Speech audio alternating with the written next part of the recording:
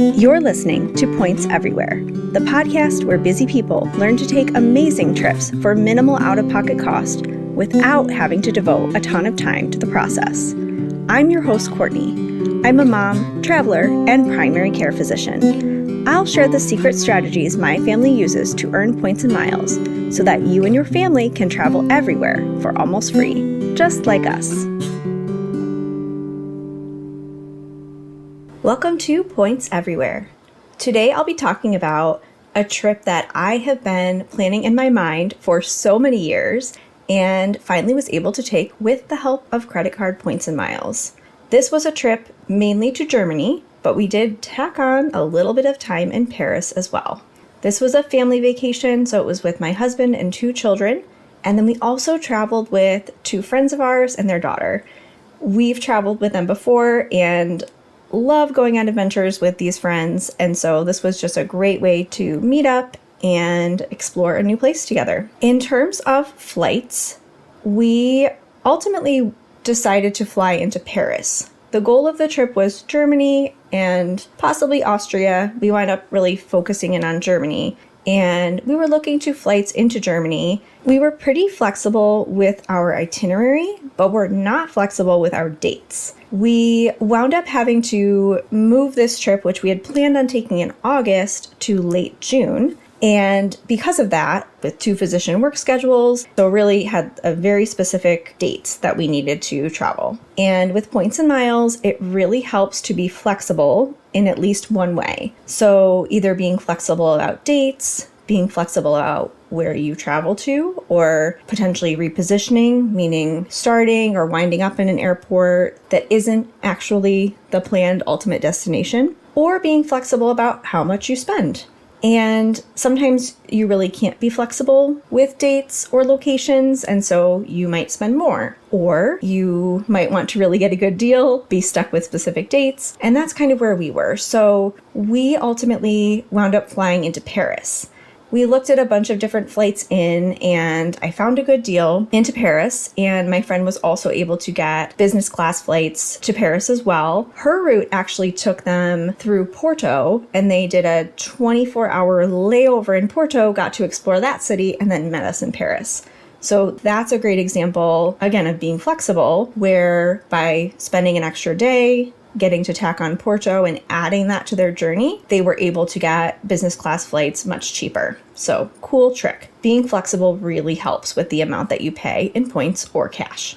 I had a bunch of Virgin Atlantic miles in my account that I had a specific flight in mind for, but then ultimately wasn't able to book the flight I had envisioned once we changed our dates from August to June. So I was hoping to use Virgin Atlantic miles for either the way there or the way home, and I was able to do that. So I booked our flights out of Toronto, which is a few hour drive for us. So that's a great way to reposition for us, is driving to Toronto. What I did was I booked us through Virgin Atlantic on WestJet, which is a Canadian airline. More on that later. WestJet wound up not being my favorite, but I booked us on WestJet, booked through Virgin Atlantic. So I transferred Amex points to Virgin Atlantic when they had a transfer bonus. So I transferred 97,000 Amex points to get 126,000 Virgin Atlantic miles. I booked our flights for that total of 97,000 points total, which was 24,250 miles for each of us, which I think is a steal. Getting across an ocean for under 25,000 points, win in my book. I paid a total of $235 in taxes and fees. So for each of us, that was about $59. I was very happy with this redemption. We ultimately missed our flight, which is a story for another day, and I'm actually going to do a whole separate episode on what to do when things go wrong in travel in terms of leaning on the benefits of your credit cards that you book with, how to work with customer service, why you should have travel insurance, and how all of that works in terms of getting those benefits, and pitfalls, mistakes that I made that didn't allow me to fully take advantage of all of the benefits that I had from my credit cards and my travel insurance during this trip.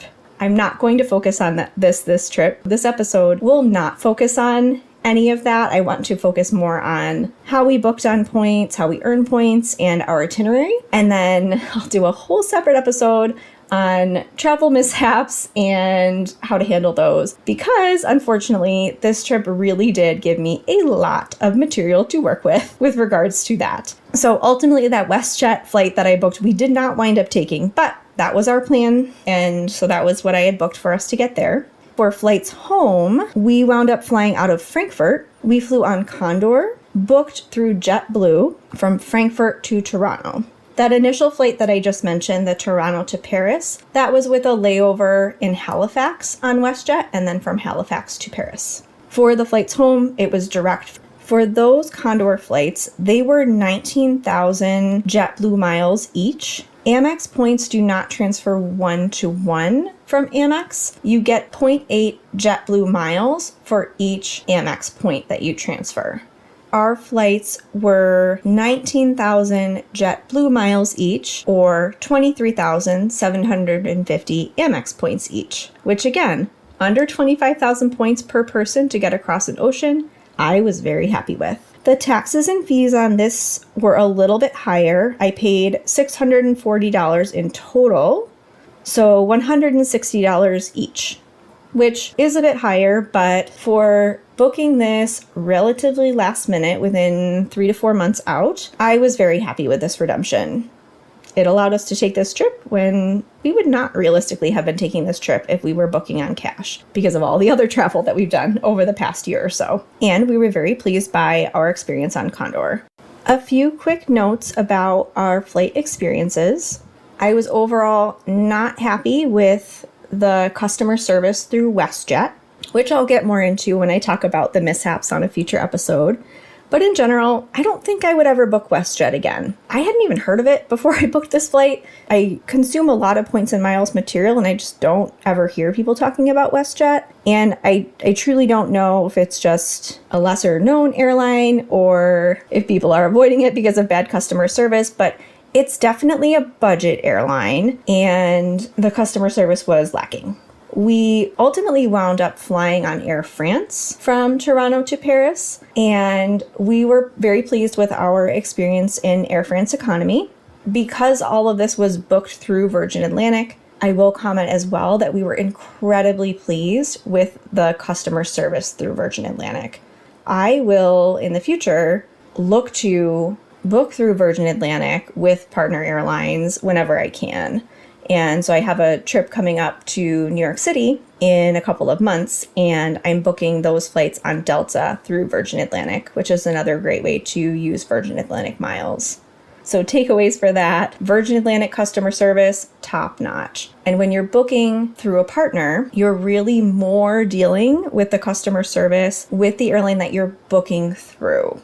So ultimately, even though WestJet customer service wasn't awesome, really because I booked that WestJet flight through Virgin Atlantic was who wound up helping me because I had booked through them. So just keeping in mind, when you're booking through one airline and booking one of their partners, for better or worse, you're really dealing with the customer service with who you book through the most. Our experience on Condor was fine.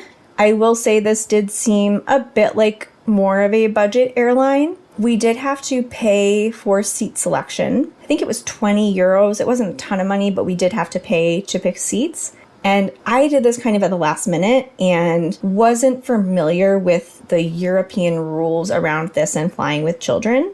I know in the US, if you don't pay for seat selection, you are guaranteed to have an adult seated next to each child.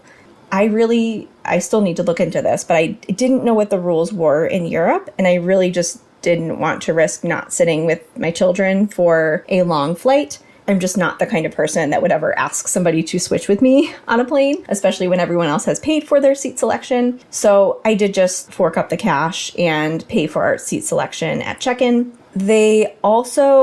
The bag size allowed as a carry-on was quite small. Our backpacks were fine, but a roller bag would not have been fine. They do also allow you to, when you're selecting seats, pay to reserve overhead bin space, which I thought was really strange.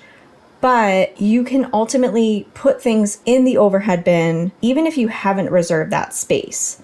So I'm not really sure why one would do that. I guess if you had something larger and wanted to ensure that you could use that overhead bin space, but just a tip, if you're flying on Condor, don't feel like you have to reserve that overhead bin space for cash when you're given that option on check-in. I will say too that this was a long flight. I believe it was 9.5 hours, and the service did feel like it was lacking on Condor. We got drinks and a meal kind of right early on in the flight, within an hour of taking off. And then very quickly after, they made one more round through and offered us all a drink refill, which was nice. But then there was this stretch of about 7 hours or 7.5 hours where there was no service, no drinks provided, no snacks, absolutely nothing. And it was a daytime flight. We left at 3:30 p.m. The timing was very strange. The dinner was, it was like an early dinner at 4:30. We had just eaten lunch before we got on board. And so then you have a very long stretch of time without any food or drinks provided. And then they gave us a snack at the end. It was like this little mini pizza thing. But that was like way towards the end of the flight. So I would just recommend, if you're flying with Condor, to bring a whole bunch of snacks and your own drinks. Otherwise, though, the flight experience was just fine. For hotels on this trip in general, we paid cash. That was for a couple of reasons. One was that for the bigger cities that we went to, so Paris and Munich, there are decent points options in both of those locations. But we were doing this relatively last minute. So about 4 months out, we were booking the hotels. The places that I would have wanted to book on points were no longer available to book with points. Also, the people we were traveling with weren't working with a ton of points, and so we just picked places that met all of our needs, were in the locations that we wanted, air-conditioned, and that would accommodate our family of 4 in one room, or at least be reasonably priced if we needed 2 rooms. So we kind of just went off those criteria and booked with cash. I wound up doing all of the cash bookings through Expedia, and that is because Expedia had an 8 or 10x multiplier during all of the time that we were planning this trip. And so I got an additional 8 or 10 times points on these bookings, which was nice. Expedia does also have their own sort of points program where you do earn cash that you can apply to later bookings when you make bookings, which is nice.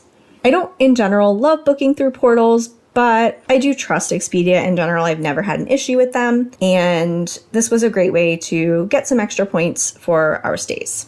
In Paris, we stayed in Hotel de Paris Montparnasse. I'm probably butchering that pronunciation. I don't speak French at all. We were just in Paris for one night. At this hotel, we needed 2 rooms to accommodate our family of 4. They were not adjoining, but they were right next to each other. We paid a total of $423 for the 2 rooms for one night. They did have air conditioning, which wound up being super important during 101 degree weather in Paris while we were there. If you are traveling to Europe in the summer and air conditioning is important to you, you do want to take a look at that when you're booking, because many establishments do not have air conditioning. I would say it's more rare to have it than to not have it in most of Europe. This place was cute. It was in a great location. It was very close to a subway station, which was awesome. It also was walkable to several very nice restaurants, shops, things like that. So we were very pleased with this. We, because we were delayed in getting in, did not have much time to spend in Paris. We were there for less than 24 hours, but we were able to walk to a really cute restaurant and have dinner sitting outside. We were overall really pleased with this hotel, and I would stay here again. In terms of points options in Paris, there actually are quite a few. All of the chains are there. One that people talk about a lot in the world of points and miles that I was hoping we could book is the Paris Étoile. The reason that Hyatt Hotel is specifically good is that it's located in a very nice central location, and it also has a club lounge. If you have a Club Access Award or Globalist status, if you stay at the Hyatt Regency Paris Étoile, you can get access to that club lounge. So that means free breakfast, even if you're not Globalist, just with a Club Access Award. And then you can also get get snacks and drinks in the evening that some people say you could actually almost make into a meal if you wanted. And that club lounge has great views of the Eiffel Tower, so it was really incredible to go to and see at night. That would be a great points option, but that was no longer available on points when we were going to book a couple of months out. There also are a ton of Mr. and Mrs. Smith hotels you can book through Hyatt, and lots of, sort of all the other chains available in Paris. The subway system in Paris was quite easy to navigate, and you can get day passes. So that would be a very approachable way to navigate the city. We did not have a car there, and I do not think that you would need one, even if we were staying longer. After Paris, we went on to Munich. There are high-speed trains that go from Paris to Munich. It takes about 6 hours on the high-speed train to get from Paris to Munich. There's really cool views along the way, so it's a nice scenic ride. We spent $80-something per person to take the train from Paris to Munich, and that was in first class. I would recommend the first class cabin if traveling on these trains. We booked these directly through the DB Navigator app. The whole thing is quite clunky. I really found the process of booking this very confusing. And a word of warning, if you book 6 or more tickets together on the same itinerary, that is considered a group booking, and you cannot, without a whole lot of trouble, pick seat assignments. And the whole reason I had actually booked more than 6 people together is because we thought that it would be easier to get all of us sitting together if I just booked for my family and the family we were traveling with. And then booking 6 or more actually made it very difficult to pick our seats, ultimately. So that was annoying. So if you're a larger family, if you've got 6 or more, I recommend booking in 2 separate transactions. The 2 types of trains, these high-speed trains, are called either ICE, I-C-E, or TGV. And they're both high-speed trains. I'm not sure the exact difference between the two, but we had one transfer in the middle. Like I said, first class I do think was very much worth it. We did walk through the cars that were not first class, and the seats in first class are much bigger and more comfortable.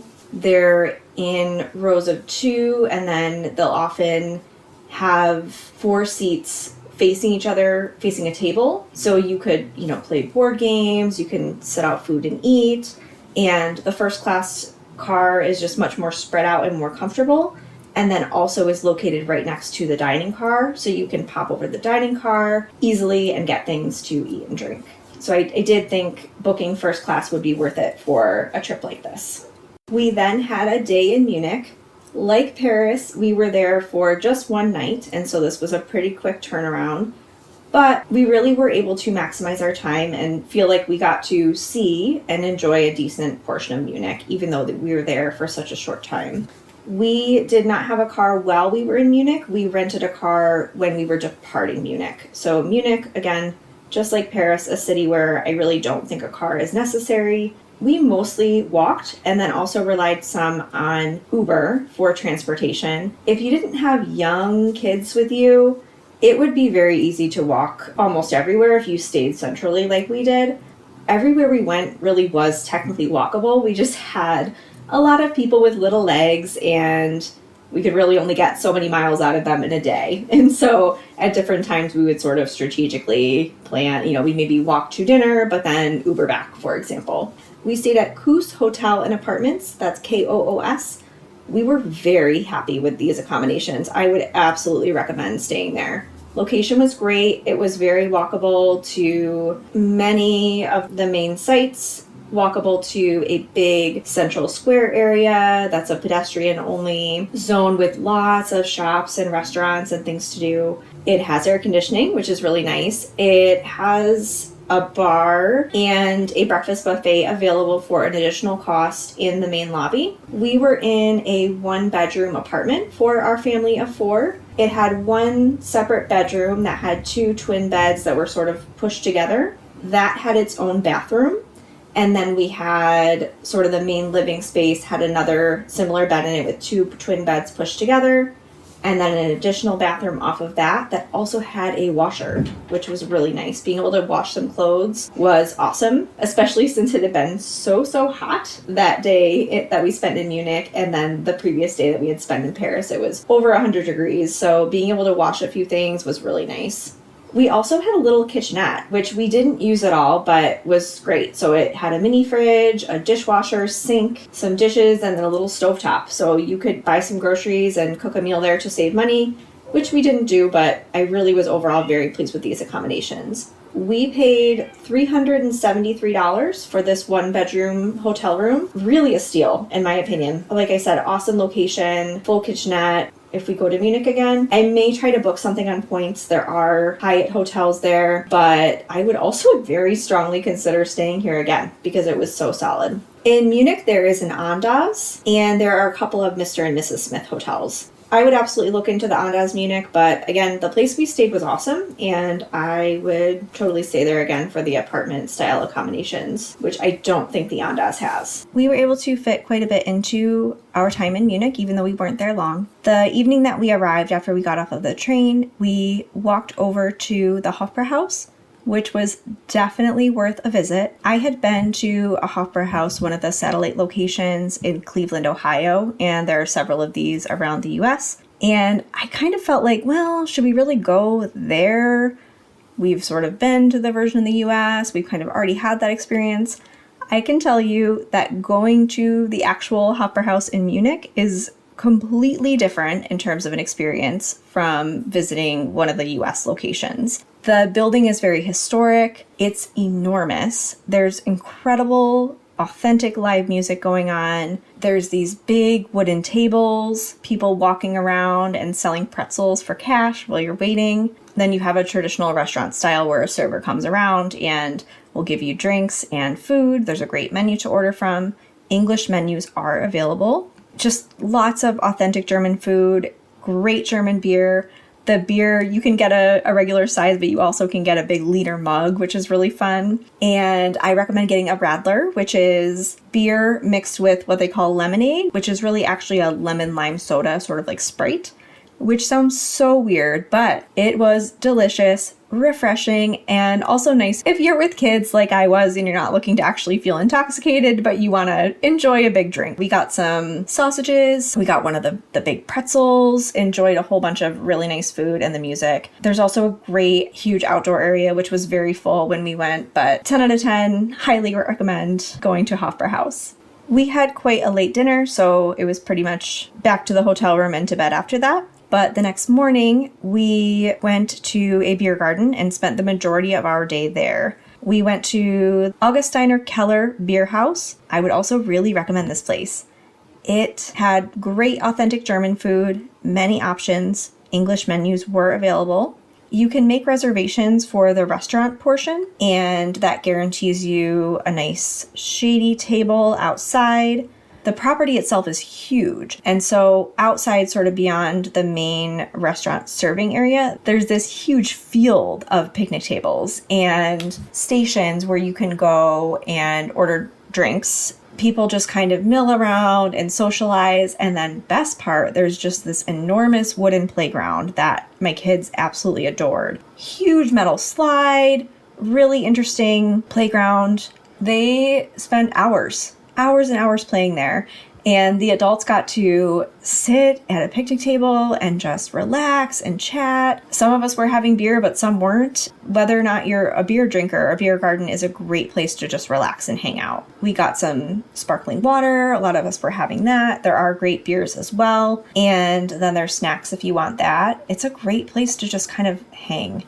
And it was shady. Even though it was quite hot, it was really easy to enjoy several hours just hanging out at this playground. It was awesome because it was like a playground with all the food, drinks, clean bathrooms, all the things that you want when you're at a playground. That I really haven't found a place like this in the US. And I wish we had things like this, because a space where kids can just be kids, but also adults can feel like they're having an adult experience is so nice. Loved this place and wound up spending quite a bunch of time there. We had a sit-down lunch and then followed by lots of time at the playground. And then they actually had someone come in and set up craft tables. So there'd be these 2 big craft tables, and for free, kids could just go and do some crafts. We also then spent some time walking around in Munich Marienplatz, which is sort of the main central square. And then it's a big pedestrian only zone where there's lots of shops, restaurants, things to do. So we spent some time milling around that area, and we stopped at Eisbrunnen, which is in that same area. And that is a delicious vegan ice cream shop. We were a little skeptical about how good vegan ice cream could be, but honestly, this was incredible. We loved it. They had really interesting flavors, and if you got 2 scoops, you could get, a scoop of each flavor to try. And then they always give you a little bonus scoop to try on top. So they have this little teeny tiny scooper, and on top of whatever you order, you get a little bitty scoop of something else to try, which I thought was really fun. I would definitely recommend that place. My son has an allergy to egg, so ice cream sometimes contains egg, and this place was nice because it was advertised as vegan. We knew that it didn't contain egg. We used the Translate app on the iPhone when English menus weren't available, but most places did have English menus available, either just given to us straight away because they could tell we were American right on seeing us, or if you asked, there were English menus available almost everywhere that we went. The menus in general had allergen information on them, which is so nice. We would always ask to be sure, but we could really, in most cases, all through Germany and Paris, just look at the menu and tell which allergens it contained, which is really nice if you're traveling with someone with an allergy.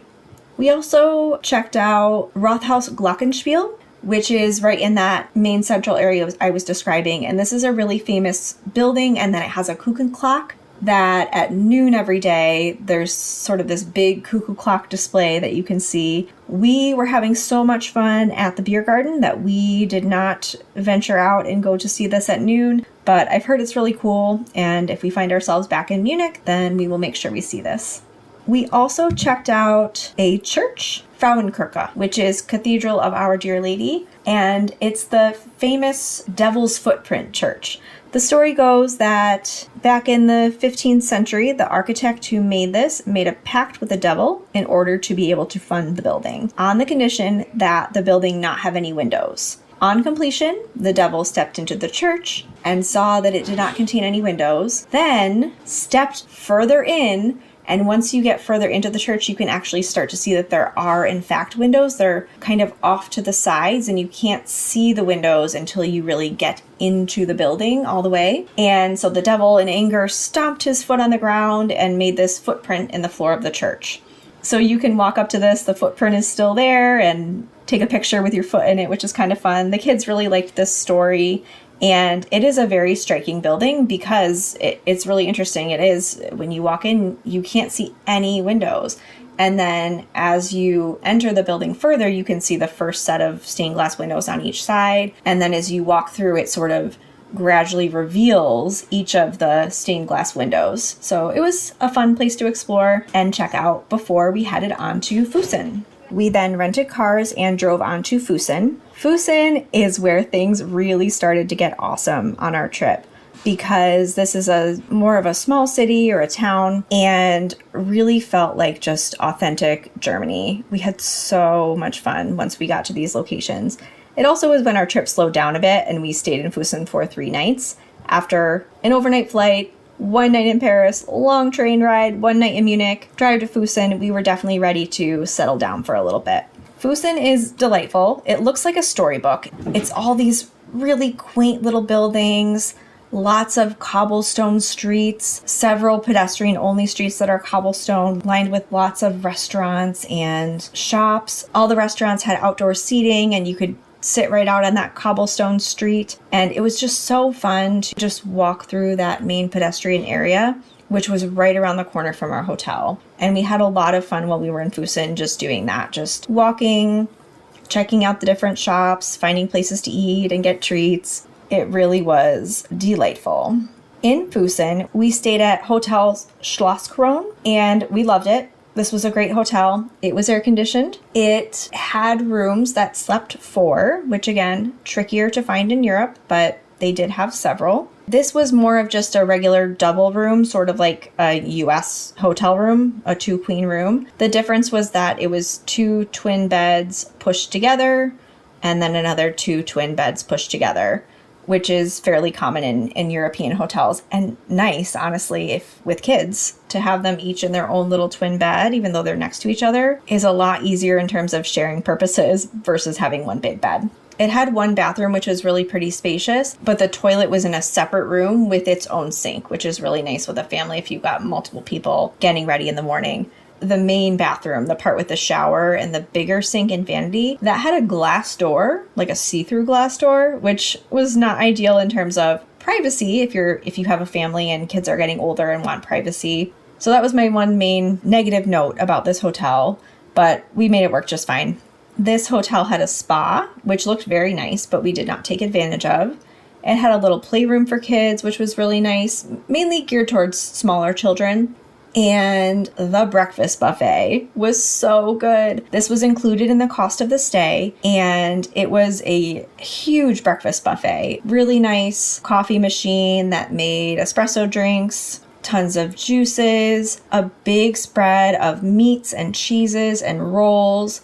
In general, German breakfast buffets tend to include like cold cut salami, cheese, things like that, sort of what we might think of more as lunch in the US. But then they also had more what we would consider traditional breakfast foods, so eggs, bacon, sausage, things like that. There was yogurt with a whole bunch of different toppings that you could put on it. The yogurt was phenomenal. It was made from all of the cows in the Alps, and these cows are ranging free with bells on their necks, walking at the bases of the mountains, and they make great milk. All of the dairy products in Füssen and around in the Alpine areas were just incredible. So I had yogurt every single day. That's how good it was. They also had bagels, toasts, croissants, muffins, things like that. And they had a huge chocolate fountain, which was the highlight of the trip for my son. They also had cereals and things like that. Really a very big, very nice breakfast buffet included. This hotel, we also booked on Expedia. We paid $347 per night for our room that slept the 4 of us, which I thought was very reasonable for the location. All the restaurants, shops, and places we wanted to be right in Füssen were a 5-minute walk or so. If you do stay here, I strongly recommend avoiding the parking garage. This was so terrible that I feel like I have to actively warn people. They have a parking garage that is not free. I think it was 15 euros a night or something in that realm. And it is literally the smallest, tightest parking garage I have ever seen in my entire life. And my husband, who is an incredible driver and very confident, was able to get our manual shift car down into this garage and into the only remaining spot. But it was so tricky, and we were so worried that we would damage the car in the process. Just going down and around, it was so tight, so tiny. And there was public parking that was a little bit down the street for a little bit more, I think 20 euros a day, and definitely worth it. Once we got that car out to do our first day of sightseeing, we did not go back in there again. 0 out of 10 would not recommend that parking garage. While we were in Füssen, we did a lot of exploring right around Füssen, which was awesome. Lots of restaurants, cute little shops with clothes and toys, bookshops, lots of fun places to explore. So many places with delicious gelato and ice cream.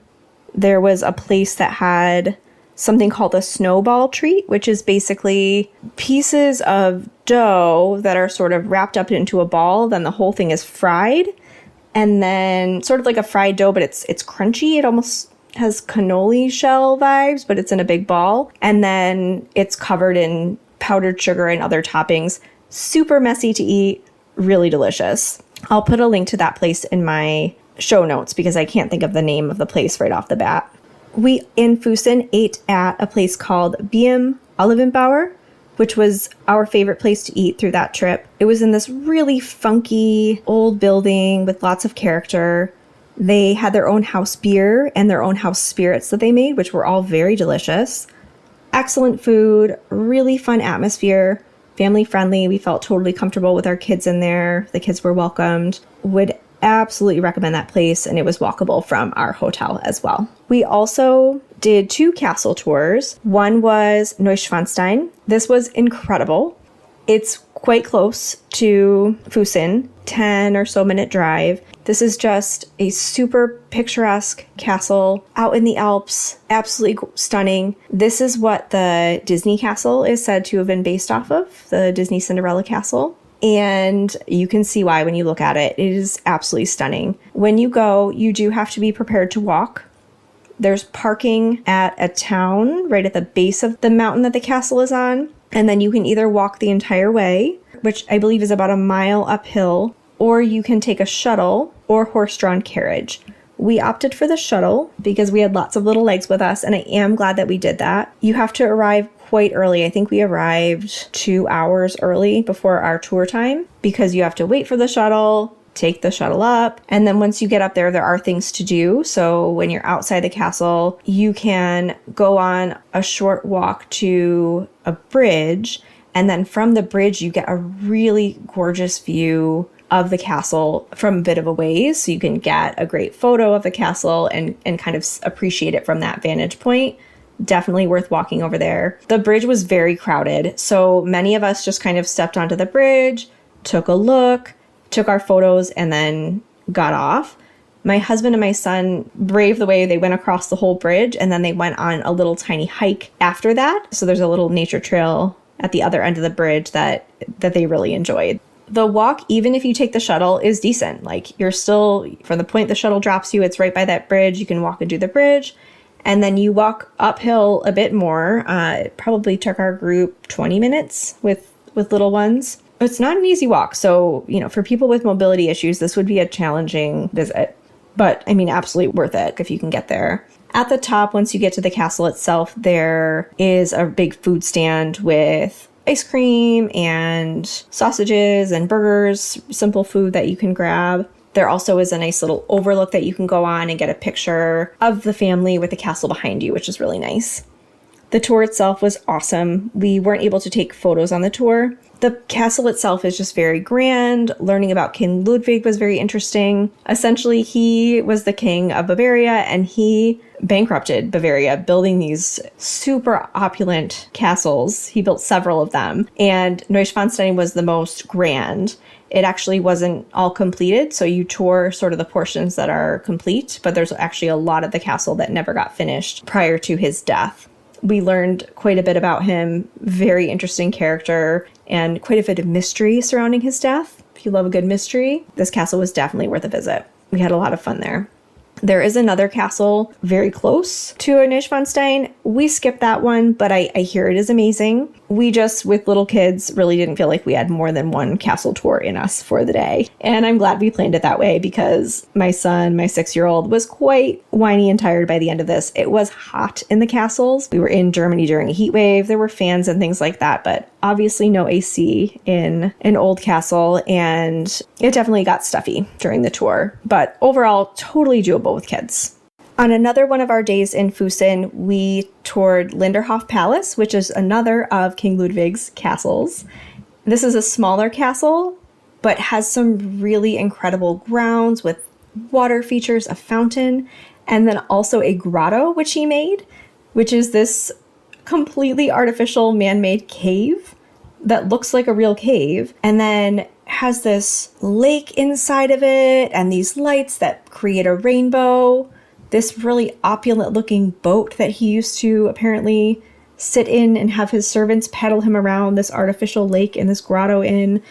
It looked very Disney. It reminded me of the Ariel's Grotto ride at Disney World. And then it also had this big golden shell that he would sit in at sort of this lookout point, so he could sit in this huge golden shell and then look down on his grotto.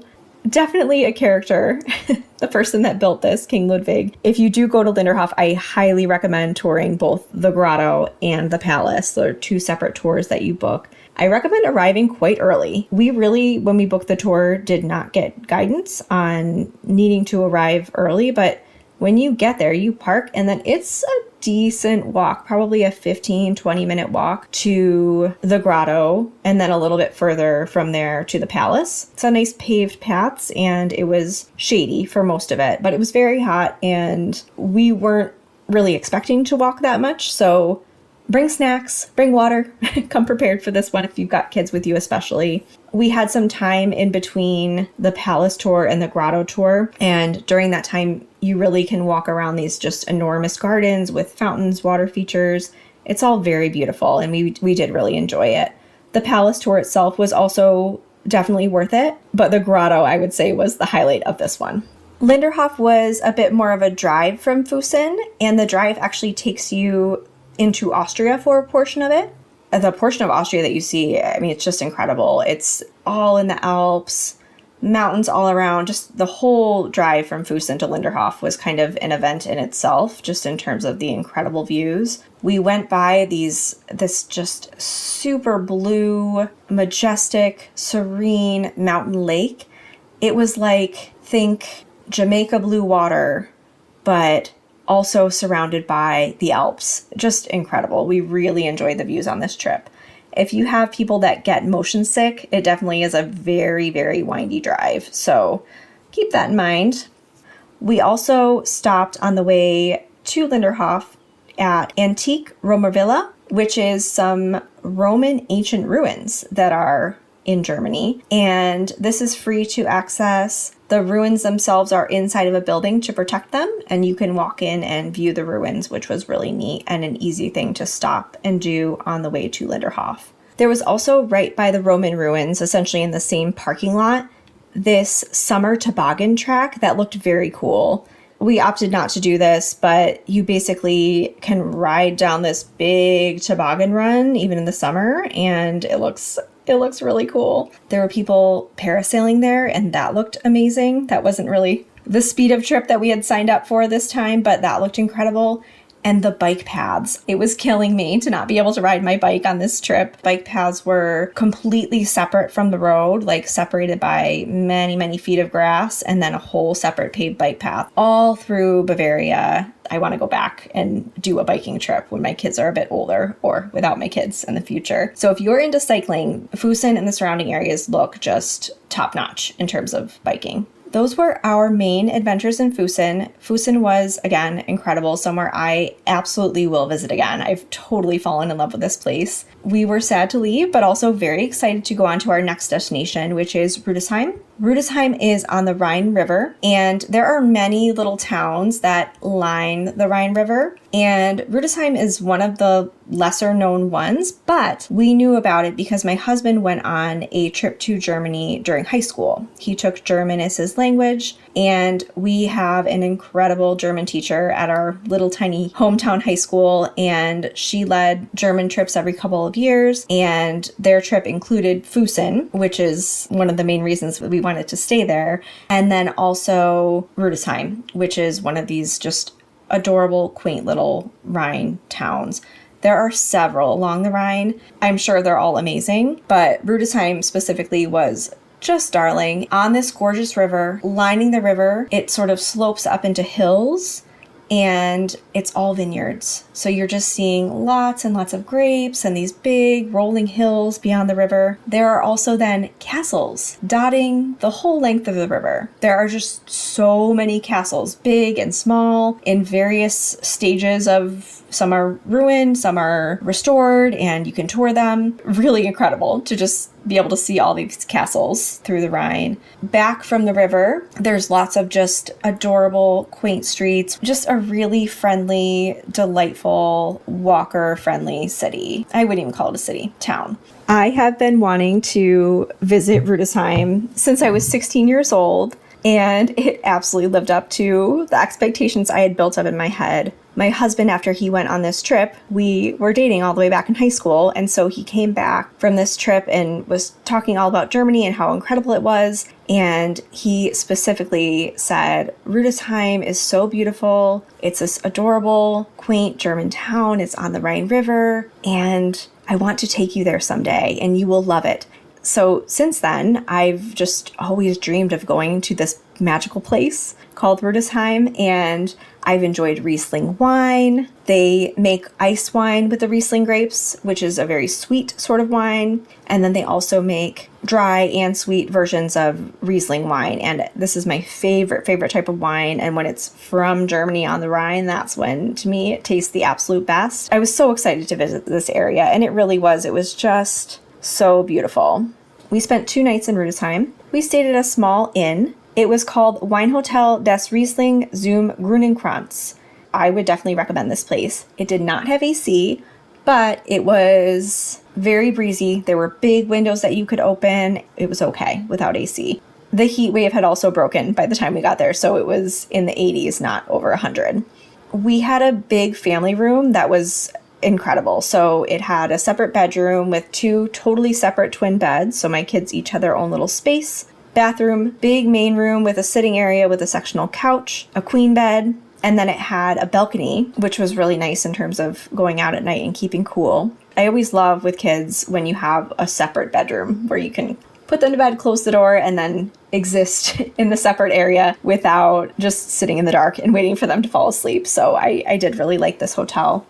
It was in an excellent location, walkable to everywhere we wanted to be in Rudesheim. We did have a car there, but we didn't use the car while we were there. We just walked everywhere that we wanted to go and then used the car to drive to Frankfurt, where we flew out from there.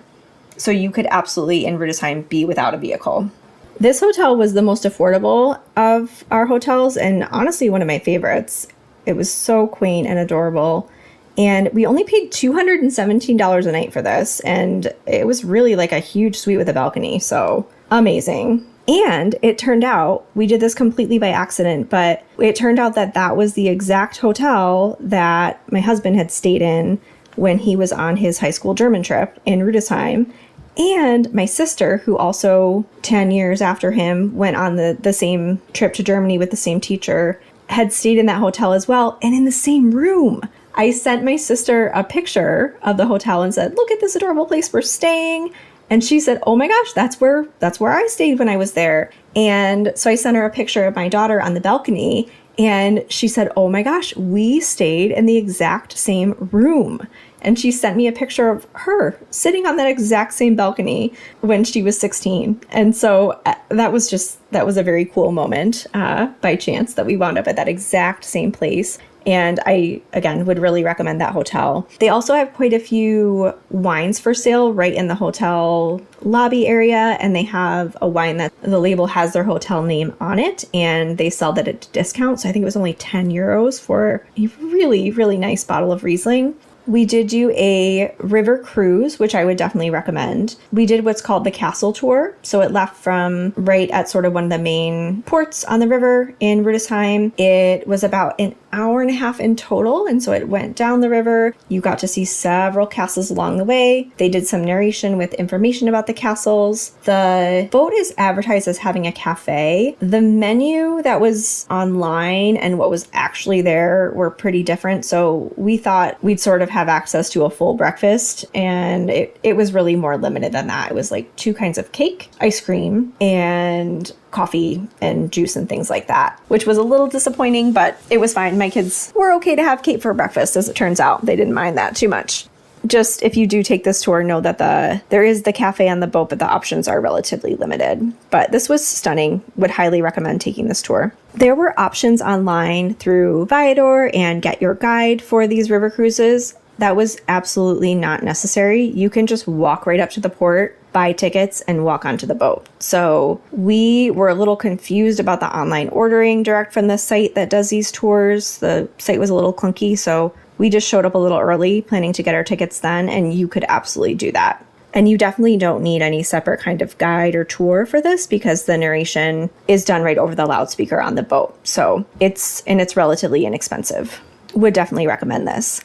Something else that we did is we rode the gondola. So there's a big gondola that you can take up, way up a hill. And then you get to see all the vineyards and the river from way up high. And that was definitely worth doing to just get kind of some different views of the town and the surrounding areas. So would definitely recommend taking that gondola up. Rudesheim felt very authentic German. Many of the shopkeepers didn't speak English at all. I got by just fine, but I'm actually motivated to learn some German now because there were several places that we went in Rudesheim and then in Fussen and the surrounding areas where it's really more small town Germany and not everybody speaks English.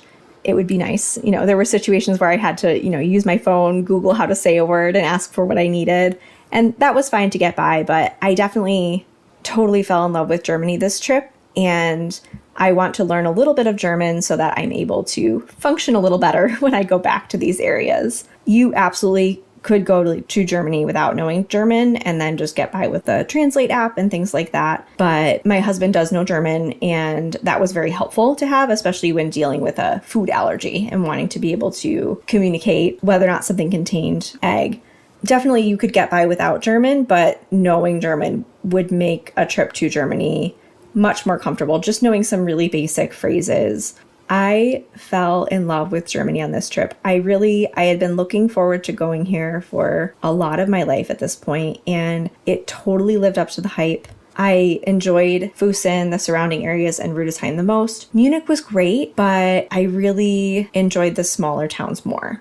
And when we go back, I think that we would focus on the same general areas, but explore more and do some different things than what we did, because there is so much to see and do in those areas. And I feel like we just scratched the surface.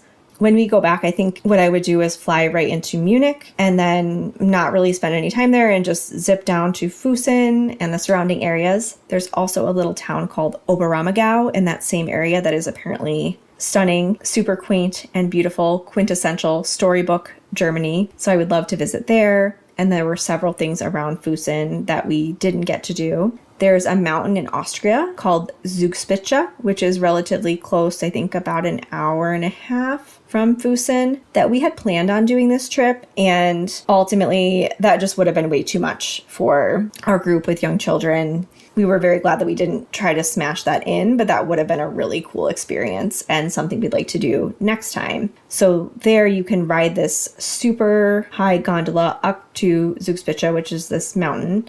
And on the top, you can see views of several different countries and just get this amazing aerial view of the Alps. There's also stuff to do once you get up to the top of the gondola, like a restaurant, and it looks awesome. And we would love to go back and do that. And then if I were to go back, we'd spend, like I said, some time in Fussen and the surrounding areas. And then we would go up to the Rhine. And I would like to spend more time in Rudesheim and then probably do a more extended boat tour. We just covered a pretty small chunk of the Rhine River on our hour-and-a-half tour. But I'd like to see more of that and then perhaps stay in one of the more northern Rhine towns or villages as well. Rudesheim is closer to the southern portion of the Rhine. Gosh, Germany really just totally won me over. I am so excited to go back. I do often, after I leave a trip, say I want to go back to the place because I love everywhere. But if I'm really reflecting, out of all the places that I've been at this point, there's two places I really want to go back to and know that I will absolutely have to go back to. And those would be, so far, Germany and Iceland. So Germany is right up there for me out of all the beautiful places I've been lucky enough to go. And I would also like to spend some time in Austria, which we got a little sneak peek of when we were driving through some of Austria, but I would love to see more of the Austrian Alps as well, because that looked so amazing. All in all, Germany's a win. I highly recommend this place for families. And I'm really not hearing people talking about tourism in Germany.